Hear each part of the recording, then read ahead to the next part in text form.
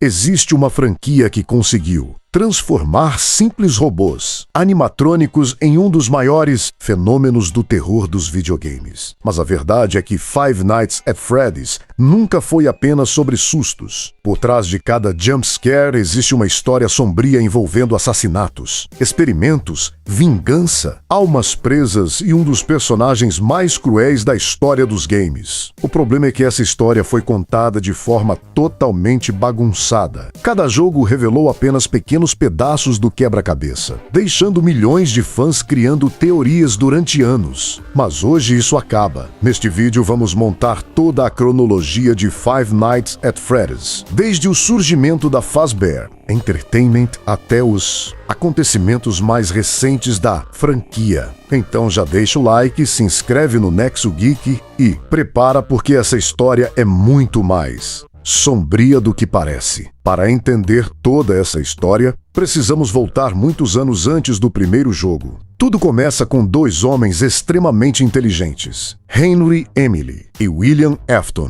Os dois eram engenheiros brilhantes e apaixonados por robótica, enquanto Henry era conhecido por criar máquinas incríveis pensando em diversão para crianças. William tinha uma mente completamente diferente. Ele era extremamente inteligente, mas também frio, calculista e obcecado por entender como a vida funcionava. Os dois acabaram se tornando sócios e fundaram uma empresa que mudaria completamente suas vidas, a Fazbear Entertainment. No início, o objetivo parecia simples: criar um restaurante onde famílias pudessem comer enquanto animatrônicos divertiam as crianças. Assim nasceu o Fredbear's Family Diner. Diferente dos restaurantes tradicionais, aquele lugar tinha apenas dois grandes animatrônicos, Fredbear e Spring Bonnie, mas eles escondiam um segredo extremamente perigoso. Esses robôs utilizavam uma tecnologia chamada Spring Lock. Ela permitia que o mesmo traje funcionasse de duas maneiras, como animatrônico ou como fantasia para uma pessoa vestir. Parece uma ideia genial, até você descobrir como ela funcionava. Dentro da roupa existiam dezenas de molas metálicas comprimidas. Se qualquer uma delas falhasse, todo aquele mecanismo se fechava instantaneamente.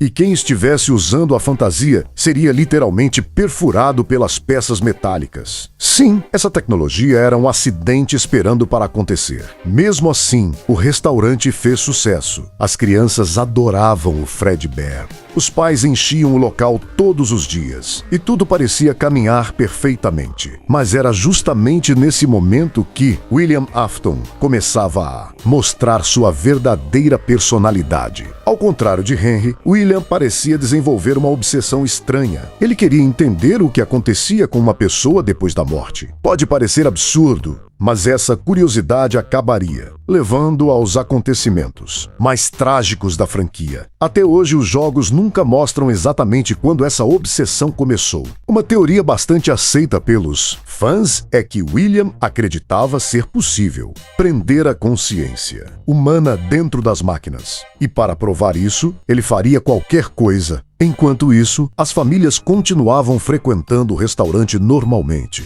Ninguém fazia ideia de que aquele lugar cheio de músicas e risadas logo se transformaria em um verdadeiro pesadelo. Porque a tragédia não começou com os famosos animatrônicos possuídos. Ela começou dentro da própria família Afton. William tinha 3 filhos: Michael Afton, Elizabeth Afton e o garoto que ficou conhecido pelos fãs como Crying Child. O filho mais novo era extremamente tímido e tinha um medo inexplicável dos animatrônicos. Curiosamente, ninguém entendia o motivo, enquanto todas as outras crianças sonhavam em visitar o Fredbear's Family Diner. Ele fazia exatamente o contrário. Ele tinha pavor daquele lugar. Infelizmente, seu irmão mais velho, Michael, transformava esse medo em motivo de brincadeira. Todos os dias ele assustava o irmão usando máscaras dos animatrônicos. No começo parecia apenas uma brincadeira entre irmãos, mas aquilo acabaria causando uma das cenas mais marcantes de toda a franquia. Agora, a história começa a ficar realmente sombria. Tudo muda no aniversário do filho mais novo de William Afton. O garoto, conhecido pelos fãs como Crying Child, estava completamente apavorado. Ele não queria ir ao restaurante, não queria chegar perto dos animatrônicos, e muito menos comemorar seu aniversário ali. Mas ninguém levou o medo dele a sério. Seu irmão mais velho, Michael Afton, resolveu fazer mais uma daquelas brincadeiras cruéis. Junto com alguns amigos, ele segurou o garoto à força. Enquanto todos riam, eles colocaram a cabeça do menino dentro da boca do Fredbear. A ideia era apenas assustá-lo, só que ninguém esperava o que aconteceria em seguida, por causa das lágrimas do garoto, ou de uma falha mecânica. A mandíbula do Fredbear se fechou com uma força absurda e esmagou completamente a cabeça da criança. Esse acidente ficou conhecido como a Mordida de 83, um dos acontecimentos mais importantes de toda a cronologia de Five Nights at Freddy's. O garoto ainda foi levado ao hospital, mas não resistiu aos ferimentos. Antes de morrer,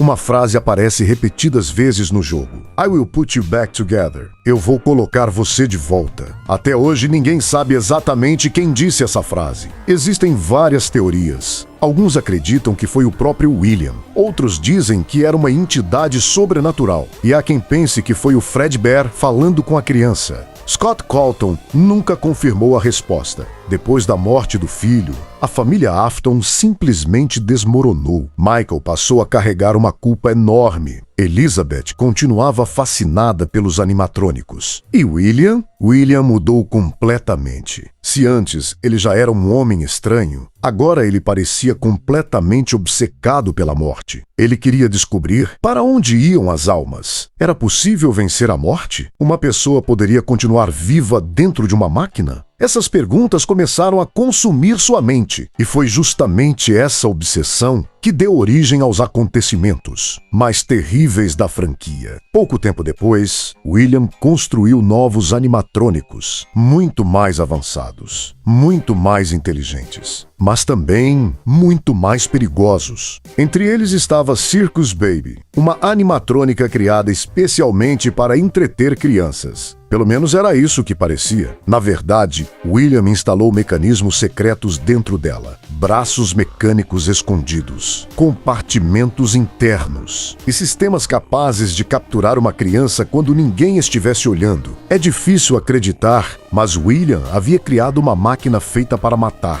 Mesmo proibindo sua filha Elizabeth de chegar perto da Circus Baby, a curiosidade falou mais alto. Quando ela encontrou a animatrônica sozinha, Circus Baby ofereceu um sorvete. Elizabeth se aproximou e, em questão de segundos, foi puxada para dentro da máquina. Quando William chegou, era tarde demais. Elizabeth havia morrido e sua alma passou a habitar a própria Circus Baby. A ironia dessa história é assustadora. William perdeu a filha por causa da máquina que ele mesmo criou, mas ao invés de abandonar seus experimentos, ele ficou ainda mais convencido de que estava certo, porque agora ele tinha provas de que uma alma podia permanecer presa dentro de um animatrônico. Foi nesse momento que William Afton deixou de ser apenas um cientista brilhante e se tornou um assassino em série. Ele acreditava que cada nova morte poderia ajudá-lo a descobrir o segredo da imortalidade. E, infelizmente, as próximas vítimas seriam crianças inocentes. Depois da morte do próprio filho e de Elizabeth, William Afton já não era mais o mesmo. Ele acreditava que havia encontrado uma ligação entre a morte e os animatrônicos. Mas para provar sua teoria, ele precisava ir muito mais longe. E foi exatamente isso que ele fez. Em um dia aparentemente normal na Freddy Fazbear's Pizza, William colocou em prática seu plano mais cruel. Vestindo a fantasia do Spring Bonnie, ele parecia apenas mais um funcionário do restaurante. Simpático, sorridente, alguém em quem qualquer criança confiaria. E foi justamente essa confiança que ele usou como arma. Uma a uma, 5 crianças foram atraídas para os fundos do restaurante, longe dos pais, longe das câmeras, e nunca mais voltaram. Esse caso ficou conhecido como o incidente das crianças desaparecidas. Foi esse acontecimento que mudou completamente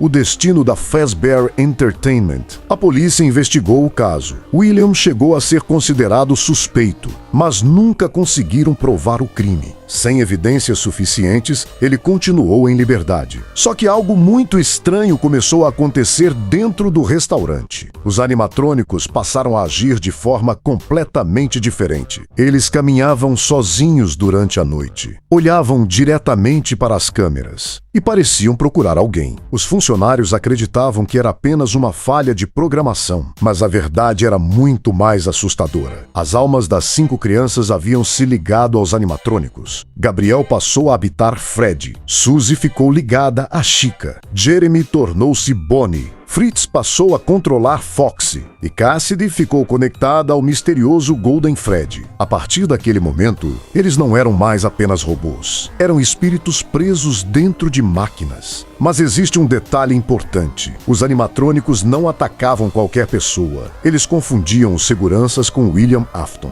Na visão das crianças, qualquer adulto usando o uniforme podia ser o homem que destruiu suas vidas. Era por isso que todas as noites eles caçavam quem estivesse trabalhando no restaurante. E é justamente aí que começa o primeiro jogo de Five Nights at Freddy's. Você assume o papel de um segurança noturno tentando sobreviver até o amanhecer, enquanto Fred, Bonnie, Chica e Foxy circulam pelo prédio. Na época do lançamento parecia apenas um jogo de terror, mas depois descobrimos que cada um daqueles animatrônicos carregava uma história extremamente triste. Enquanto isso, William continuava seus experimentos em segredo. Ele percebeu que existia uma substância misteriosa surgindo quando uma alma se ligava a um animatrônico. Essa substância ficou conhecida como Remnant. Segundo a história da franquia, o Remnant possui propriedades capazes de manter uma consciência ativa mesmo depois da morte. Para William, aquilo era exatamente o que ele procurava, a chave para derrotar a morte. Mas existe alguém que nunca acreditou nas atitudes de William: Henry Emily, seu antigo amigo. Henry começou a perceber que algo terrível estava acontecendo. As mortes aumentavam, os restaurantes acumulavam acidentes e William parecia esconder alguma coisa. Só que ele ainda não imaginava o verdadeiro tamanho daquele pesadelo. O que William também não sabia era que as almas das crianças não estavam apenas presas. Elas queriam vingança. E essa vingança chegaria de uma forma que nem mesmo ele conseguiria imaginar. Depois de tantos assassinatos, William Afton acreditava que jamais seria descoberto. Durante anos, ele conseguiu escapar da polícia. Mas existe uma coisa da qual ninguém consegue fugir: as consequências dos próprios atos. Algum tempo depois, William voltou até uma das antigas pizzarias da Fazbear Entertainment. O prédio estava completamente abandonado. As paredes estavam destruídas, os corredores vazios. Parecia apenas mais um prédio esquecido pelo tempo. Mas ele não estava sozinho. Assim que entrou no restaurante, William começou a destruir os antigos animatrônicos. Um por um: Fred, Bonnie, Chica, Foxy. Ele queria eliminar qualquer prova do que havia acontecido ali. Mas, sem perceber, ao destruir aqueles corpos metálicos, ele libertou as almas das crianças. De repente, os espíritos começaram a cercá-lo. William entrou em desespero. Pela primeira vez, o caçador virou a presa, sem ter para onde correr. Ele tomou uma decisão desesperada. William vestiu a antiga fantasia do Spring Bonnie, a mesma fantasia equipada com o perigoso mecanismo Springlock. Ele acreditava que as crianças não o reconheceriam se estivesse fantasiado. Por alguns segundos, parecia que seu plano havia dado certo. Mas então, uma simples gota de água caiu sobre o traje. As molas começaram a falhar. O mecanismo se soltou e dezenas de peças metálicas atravessaram o corpo de William ao mesmo tempo. Foi uma morte lenta, dolorosa e cruel.